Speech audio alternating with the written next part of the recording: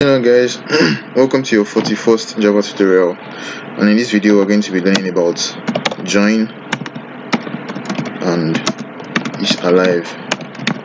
So they are both methods of the thread class. So what do we use join and isAlive for? Now remember in the previous episodes we always want to wait for the main thread to end first, but one question is, how do we always know when other threads are finished so that we can allow the main thread to exit? So that's when we use the join method and the isAlive method. So whenever you invoke the isAlive method on a thread object, it returns whether that thread is still alive or not. So this returns a true if the thread is alive and returns a false if it's not alive. And this join method, whenever you invoke the join method on a thread, the thread that is invoking this join method is actually going to wait for the for the thread which the join method was invoked on. It's going to wait for it to finish it's actually going to wait for it to finish. Yes. So let's look at the demonstration. So let me find my package. My class. Let's call it my class. So this is where we're going to be making the thread. So implement runnable, implement our abstract method.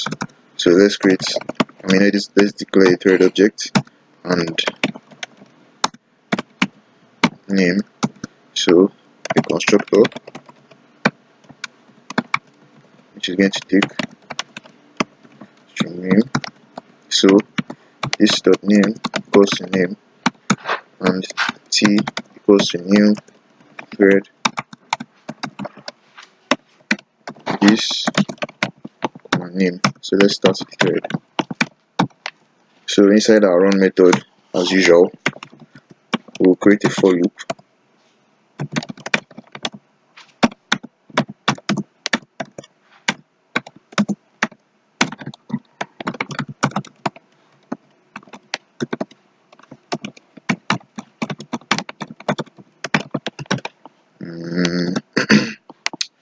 Name plus plus space plus I. So let's give a colon here and let's make the thread sleep for 1 second. So let's catch the exception.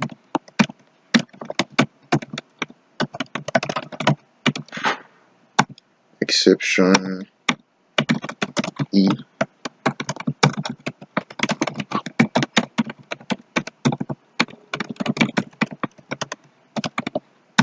Name plus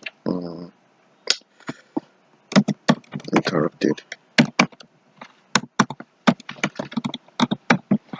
So when we finish the thread, so let's not name thread interrupted, because actually it should be name. Yes. So system out exiting name. So let's create our main class which is going to hold our main method.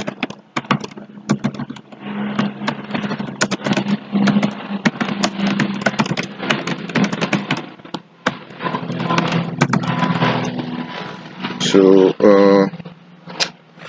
let's create 3 thread my class objects so that we're going to be starting 3 new threads. So my class object 1 new my class.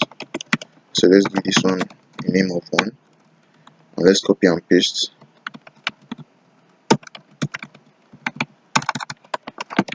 So object 2, object 3 and 3. So now let's wait for the threads to finish. Okay, first let's know whether the threads are alive. So let's use the isAlive method. So print line object 1 dot t dot isAlive. So let's make a statement before that.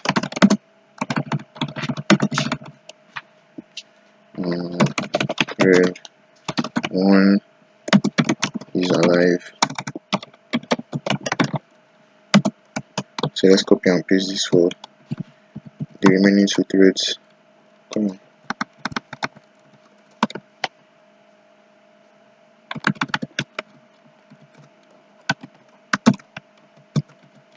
So object 2 and 3.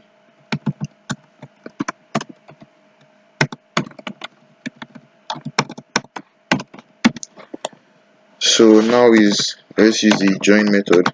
So like I said, whenever you use the join method, the thread that is calling, or let's type the code down, you see. So obj1.t.join.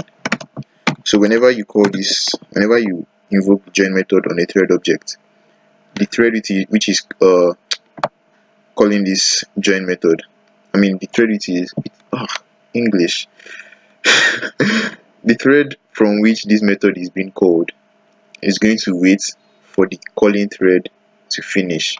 So that is, the main thread is going to wait for this object1 thread to finish.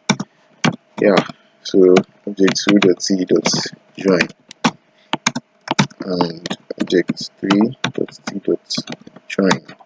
So like I said, the calling thread is going to wait for the called thread to finish. So the calling thread is the main thread, the called thread is this object1.t.join. So the main thread is going to wait for these 3 threads to finish so that it can join. So let's catch our exception here.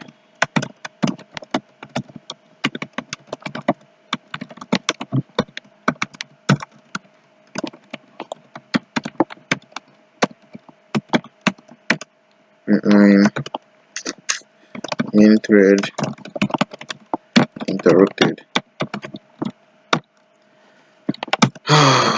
System out inline.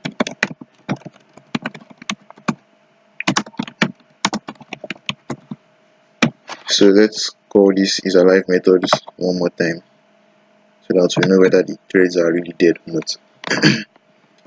So before we exit, so let's run this.